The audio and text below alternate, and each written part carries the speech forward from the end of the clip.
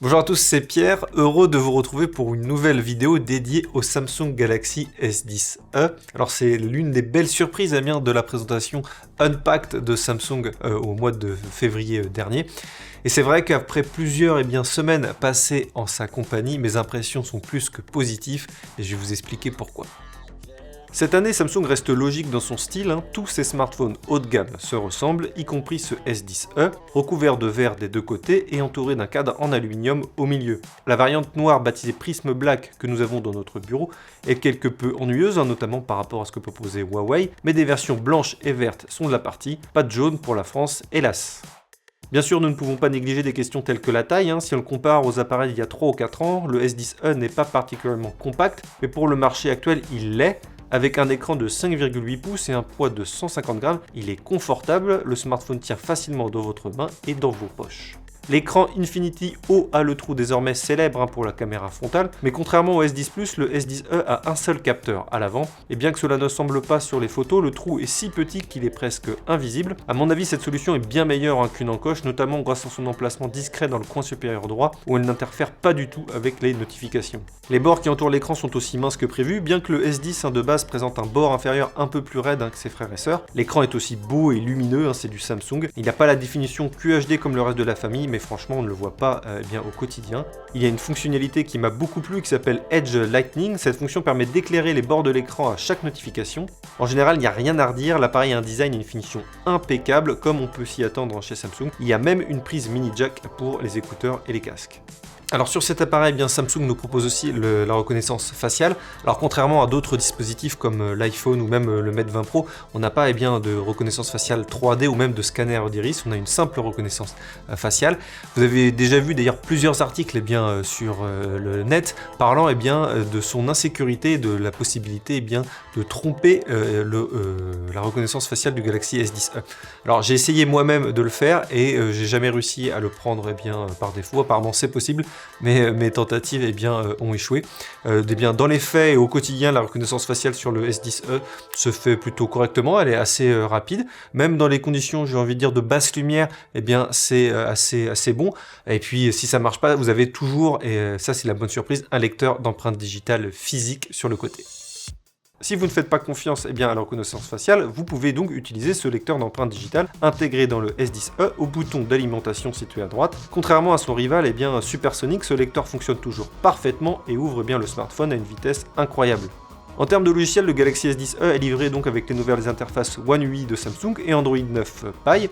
Un très bon duo à mon avis avec une multitude de nouvelles fonctionnalités dont un mode sombre qui couvre tout le système et qui a fière allure sur l'écran AMOLED.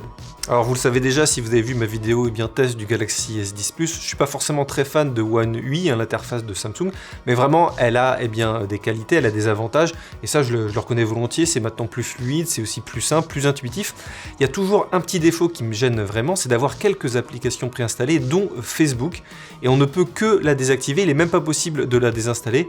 À l'heure où il y a beaucoup de scandales, notamment sur la vie privée, etc., il aurait été préférable, je pense, d'avoir la possibilité de pouvoir la supprimer complètement de l'appareil. Donc voilà, il reste encore quelques petites choses à faire pour le fabricant sud-coréen pour améliorer son software et ça passe par le bloatware.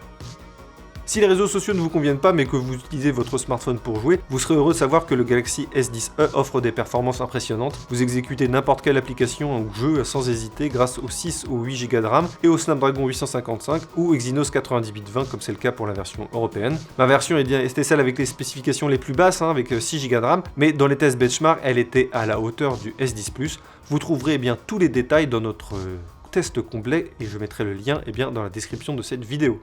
La caméra est un autre domaine dans lequel le S10e a fière allure. Il comporte un capteur unique de 10 mégapixels à l'avant et 2 à l'arrière. On retrouve un capteur très grand angle de 16 mégapixels et un capteur grand angle de 12 mégapixels. L'appareil a dépassé toutes mes attentes et produit de très très bonnes photos dans toutes les conditions d'éclairage avec l'aide d'un optimisateur de scène pour plus de 30 modes. Les selfies ont un effet bokeh surprenant qui, dans le S10e, est produit avec l'aide du NPU. La caméra dispose même d'un mode pour les gourmets pour publier leurs photos sur Instagram de repas. Mais le Galaxy S10e a un talon d'Achille et c'est son autonomie. Sa batterie de 3100 mAh dure à peine 24 heures avant de devoir recourir au chargeur. Alors certes, c'est une valeur habituelle pour les smartphones actuels, mais on attendait un peu mieux. À mon avis, une meilleure batterie aurait pu causer la destruction de la concurrence tout simplement et vraiment écraser le marché. Bien entendu, Samsung se rattrape en proposant une charge rapide et une charge sans fil de 15 watts. Mais voilà, ce n'est pas la charge rapide la plus rapide qui soit par rapport à la concurrence encore une fois. Quoi qu'il en soit, ce S10e offre aussi la recharge inversée sans fil, mais je ne la recommande pas tout simplement puisqu'elle videra très rapidement la batterie de votre smartphone. Alors l'heure de la conclusion est arrivée pour ce Galaxy S10e. Je vous avais un peu spoilé au début de la vidéo, mais c'est vrai que mes impressions sont très positives. J'ai beaucoup apprécié utiliser ce smartphone au quotidien. Si vous cherchez un smartphone compact, c'est d'ailleurs la référence désormais sur le marché. Bien entendu, il y a peu de concurrents. Hein. Franchement, maintenant, désormais, peut-être le Huawei P30 est le mobile qui va essayer de rivaliser le plus. Mais désormais, on n'a plus de Sony Xperia X compact vraiment pour concurrencer ce smartphone. Pour le reste, on a un bon compromis, je trouve, sur cette gamme Galaxy S10. On a un tarif un peu plus abordable que les Galaxy S10, S10 Plus, mais on a toujours une très bonne qualité photo. On a un joli design, on a un beau package, on a l'interface One UI. Son défaut par rapport au S10 Plus par exemple, c'est son autonomie qui est un peu plus faiblarde. Il faut compter une journée et guère plus sans passer par la case recharge. Et puis cette recharge rapide qui n'est pas si rapide que ça par rapport à ce que peut proposer d'autres fabricants dans la matière. Quoi qu'il en soit, c'est un produit vraiment très complet. Samsung a fait un beau boulot et franchement, je suis curieux de savoir s'ils vont réitérer cette gamme essentielle sur d'autres produits qui commercialisent, comme par exemple le Galaxy Note. On parle notamment d'un Galaxy Note 10e.